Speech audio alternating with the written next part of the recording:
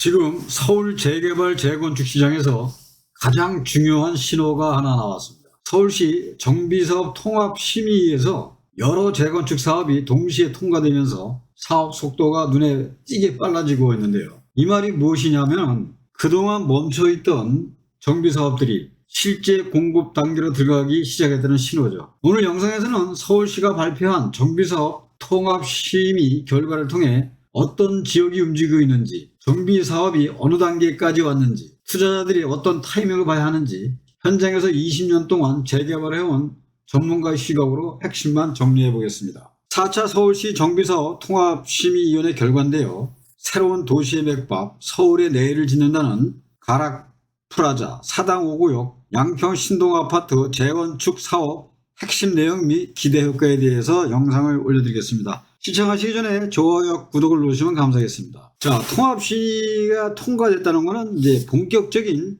재건축 궤도가 지휘 됐다 이런 얘기죠. 2026년 3월 5일 서울시 4차 정비사업 통합심의위원회는 총 3건의 주요 재건축 사업을 통과시켰는데 그 조건부 의결이 2건이고 수정가결이 1건이 되었습니다. 통합심의를 통한 속도감 있는 추진으로 서울 전역에 양질의 주거 공고 환경하게 된대요. 이로써 총 2,360세대 1,000 신규 재건축이 이제 공급이 됐다고 볼 수가 있습니다. 그래서 양평동 신동아파트, 송파구 가락프라자, 동작구의 사당 5구역이 되겠습니다. 자, 가락프라자부터 한번 알아볼까요?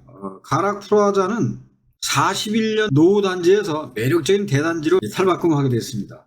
규모는 이제 672세대인데요. 공공임대 포함해서 106세대가 포함돼서 1059세대로 되고요. 최고 층수는 최고가 12층에서 최고 34층으로 거진 배 이상 올라가는 이제 그런 상황이 됐다 보겠습니다. 그래서 2025년 관리처분 개의, 인가 및 이주 완료를 마쳤고요. 27년도 하반기 착공 목표로 속도감 있는 사업을 지금 추진하고 있습니다. 자, 지역 주민과 함께하는 개방형 주거단지죠. 입체적 보행, 녹지 네트워크를 연결해주고요. 부석 측 연결 녹지와 남동 측 문정 근린공원을 잇는 공공보행로 조성 상태와 경관이 통합된 쾌적한 가로 환경이 조성됩니다. 또 공유 커뮤니티 시설인데요. 공공보행 통로 주변에 작은 도서관이라든가 지역 문화센터 배치, 또 입주민을 넘어 지역 주민에게 전면 개방을 하죠. 옛날에는 이렇게 아파트 단지가 폐쇄가 되지 않았습니까? 그런데 지금은 이렇게 공공보행 통로를 이렇게 열어줌으로써 또 그만한 또 인센티브를 주게 되어 있습니다. 그래서 주변에 어떤 그런 커뮤니티를 같이 사용할 수 있는 그러한 입주민을 넘어서 주민들에게 전면 개방한다. 이렇게 지금 발표가 되었습니다. 창의적 건축 디자인이죠. 다양한 주거 주동 형태인데 층수가 구성된다거나 오픈 발코니 도입으로 해서 지역 정체성을 강화시키는 그런 게 되겠습니다. 자, 가락프라자 아파트 재건축 정비사업인데요. 위치는 이제 송파구 가락동 199번지, 구역 면적은 45,808. 그 다음에 건축 규모는 공동주택, 아파트 및 부대 복리시설 들어갑니다. 건폐율이 24%니까 여기도 굉장히 쾌적하게 들어간다고 보시면 되겠습니다. 100평의 땅에 건평이 25평 정도 들어가니까 나머지 75%는 녹지라든가 어떤 그런 커뮤니티, 어린이 놀이터라든가 그런 게 들어갈 것 같습니다. 용적률은 299%니까 약 300% 정도 올라가고요. 그래서 연면적이 22만 3,840제곱미터가 되고요. 높이는 이제 34층으로 올라가니까 107m가 되게 되면은 아마 또 상당한 또 새로운 또 명소가 하나 탄생이 될 것 같습니다. 자, 그 다음에 이제 동작구 사당동의 사당 5구역이죠. 노밀집 지역의 새로운 기준을 내는데 규모는 이제 524세대 신규가 공급이 됩니다. 또 임대주택이 35세대가 포함이 되는데요. 건축 규모는 10개동, 그러니까 최고 20층까지 올라갑니다. 2030 도시 주거환경 정비 기본 계획에 따른 사업성 개선 방안을 이제 적용해가지고 사업의 추진력을 확보했는데요. 이제 이 구릉지에 순응하는 그런 입체적인 열린단지가 들어가게 되겠습니다. 그래서 유연한 높이, 계획이라든가 주변 주거지역과 인접한 부분은 층수를 낮춰가지고 또 주변 경관에 이제 조화를 시켜주고요. 그 다음에 지형 보전을 설계했습니다. 그래서 단차를 활용한 입체적인 주동 배치로 인접 지역과 소통을 강화시키고 또 공공기반시설 확충해서 진입구에 휴식 광장이라든가 또 연도형 상가 배치, 또 서울형 키즈 카페라든가 작은 도서관 등 교육 및 교육 인프라 확보에 이제 심혈을 기울였다, 이렇게 볼 수가 있겠습니다. 단차를 이용하는 구릉 지형에 순화하는 입체적인 열린 단지가 또 하나의 또 모델 케이스로 들어설 것 같습니다. 자, 사당 5주택 재건축 정비 사업이죠. 위치는 서울특별시 동작구 사당동 303번지 1호입니다. 구역 면적은 2만 316제곱미터인데요. 건축 규모는 공동주택 및 부대 복리시설이 들어서고요. 건폐율은 28.97이니까 한 30% 정도 들어간다고 보면 될 것 같습니다. 그러니까 뭐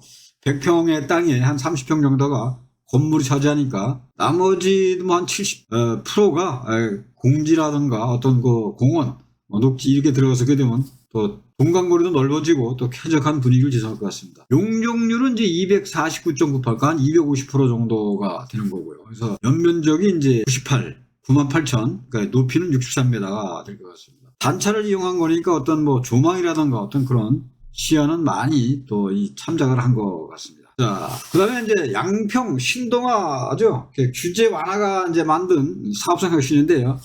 용적률이 300에서 400% 같습니다. 왜냐면 이쪽이 중공업 지역이지 않습니까? 그래서 용적률이 300, 400%. 그러니까 중공업 지역 규제를 계산한 거고요. 그래서 이 규모가 495세대가 770세대, 77세대로 들어가죠. 그래서 공공임대가 이제 203세대가 포함되는데요. 그래서 플러스 이제 포함해서 214세대가 추가 확보가 된 상태인데요.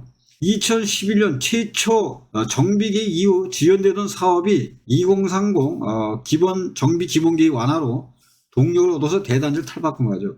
그렇습니다. 이게 사실 이 세대 수가, 조합원 수가 이 300인데 이게 어떤 그 용적률이라든가 물론 해서 뭐 300세대가 못 들어간다. 그렇다 그러면 사업이 지속될 수가 없죠. 그래서 거기에 따라서 용적률을 높여줌으로써 100% 더 받아가지고 좀 이제 한 이렇게 추가 확보를 해가지고 들어가는데, 그래서 그런 규제 완화가 만든 사업성을 혁신시켰다라고 볼 수가 있겠습니다. 그래서 이제 양평동 같은 경우에도 수변 경관과 도심 인프라에 이제 조화를 시켜주는 거고요. 그 다음에 안양천, 통경축을 또 확보하고 수변 공간과의 또 시각적, 물리적 연계를 강화하고 차별화된 인면 디자인을 작용했습니다. 보행 친화적 환경, 또 보도형 전면 공지를 통한 열린 생활과로 이제 조성된 거고요. 그러니까 열린 커뮤니티, 그러니까 뭐 어린이집이라든가 다함께 돌봄센터, 경로당 등 필수 복리시설을 지역 주민과 공유하는 또 그런 인프라가 돼 있는데요.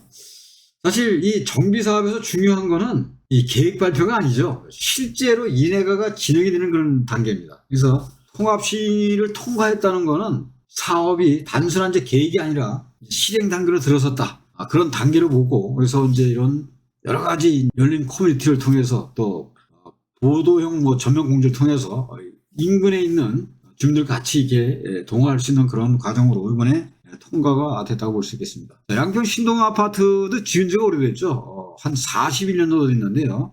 위치는 이제 양평구 양평동 1가 20번지 일대입니다. 2만 제곱미터고요. 그래서 공동주택인데 건폐율이 25.70%. 역시 또 이렇게 이 건폐율이 또 낮게 들여다보니까 동강거리라든가 이런 거는 또 상당히 좀 좋아질 거로 보고요. 그 다음에 용적률도 뭐 한 399.99니까 400%가 들어서서 이 사업성이 이제 이게 좋아짐으로써 이번에 시작이 되는 것 같습니다. 그래서 높이가 상당히 높게 올라요. 159.20이니까 뭐 한강도 조망이 가능할 것 같습니다. 서울시 도시정비의 가속함이 이제 기도 효과인데요. 그래서 압도적인 속도와 균형, 그러니까 통합 심의를 통한 행정 절차 단축으로 3개구역 총 2,300세대 이상의 양질주택 주택이 신속히 공급되고요.